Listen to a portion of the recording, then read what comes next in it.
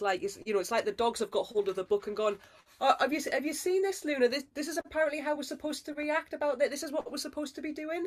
Because really, although it's very well informed information, a lot of the time it's still being written by the humans, and so there's still an element of this is what we think is happening, this is what we believe is happening, but it isn't necessarily absolute. And that's what I love of, like, actually what is absolute is if we go to the animal as an individual.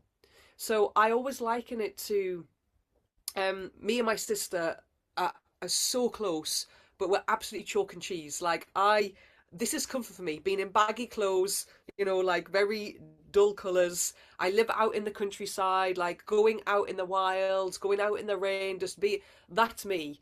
For my sister, that's her idea of hell. But for her, like, her idea of pleasure and joy and fun is she lives in the city.